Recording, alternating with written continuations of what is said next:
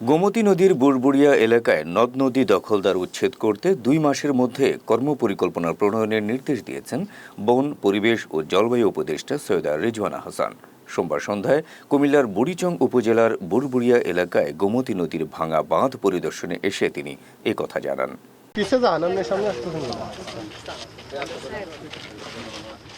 কুমিল্লায় গোমতী নদীর ভাঙা বাঁধ পরিদর্শনে গিয়ে সাংবাদিকদের এক প্রশ্নের জবাবে উপদেষ্টা বলেন, সকল জেলা প্রশাসকের প্রতি অনুশাসন থাকবে যেন নদ নদী খালবিল দখলদারদের বিরুদ্ধে কঠোর আইনি পদক্ষেপ নিয়ে উচ্ছেদ কার্যক্রম শুরু করে।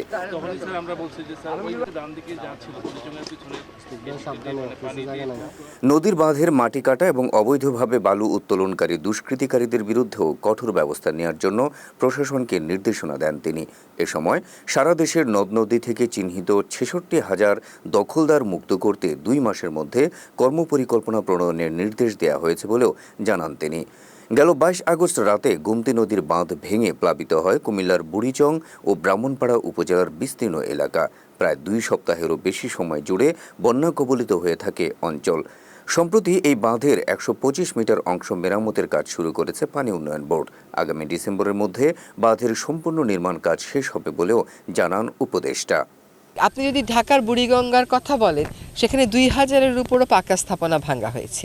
যদি ভাঙতে চাইলে ভাঙা যায়। নদীর উপর স্থাপনা করার তো কারো কোনো আইনগত অধিকার নাই। নদীর উপর স্থাপনা করবার অনুমতি দেওয়ার এখতিয়ার সরকারের নাই। আপনি বলবেন প্রভাবশালী ক্ষমতাশালী ব্যক্তিরা এখানে স্থাপনা করেছে সরকারের অনুমোদনে। না তাদের এখানে স্থাপনা করার কোনো সুযোগ আছে, না সরকারের ক্ষমতা আছে তাদেরকে এই স্থাপনাগুলো করতে দেওয়ার। সেই স্থাপনার তালিকা যদি থেকে থাকে, নদী রক্ষা কমিশনের একটা তালিকা আছে 66,000 দখলদারের, যদি তারা ওর মধ্যে থেকে থাকে, আমি এর মধ্যে বিভাগীয় কমিশনারদের সাথে মিটিং করেছি, 1 মাসেরও উপর হয়ে গেছে এবং বিভাগীয় কমিশনারদেরকে নির্দেশ দেওয়া হয়েছে যে 2 মাসের মধ্যে দেশের সকল নদ নদীর ওই যে 66,000 দখলদার চিহ্নিত হয়েছে, ওই 66,000 দখলদারের হাত থেকে কেমন করে তারা এটাকে বাঁচাবে, কেমন করে দখলগুলো ভাঙবে, 2 মাসের মধ্যে কর্মপরিকল্পনা দিতে। কাজে সকল জেলা বিভাগীয় কমিশনারগণ নিশ্চয়ই জেলা প্রশাসনকে বলবে এবং এগুলো ভাঙার কাজ শুরু হবে। তো আমরা ডিসিদেরকে বলে দেব যে সমস্ত জায়গাতে বালু উত্তোলনের কারণে এরকম গুরুত্বপূর্ণ স্থাপনা ক্ষতিগ্রস্ত হচ্ছে, সে সমস্ত জায়গায় আবার বালুমহল ঘোষণার আগে বিস্তারিত সমীক্ষা করা এবং জনমত যাচাই করা। এটা আসলে আইনেও আছে, কেউ কখনো করে না। আর দোষী যাদের নাম আছে, আপনারা তো বিভিন্ন সময় অভিযোগ করেছেন, কাজে সরকারের কাছে তো নামগুলো আছে। সরকার এই সময়ে গ্রেফতার করতে না পারার বা আইনি পদক্ষেপ না নিতে পারার তো আমি কোনো কারণ দেখি না।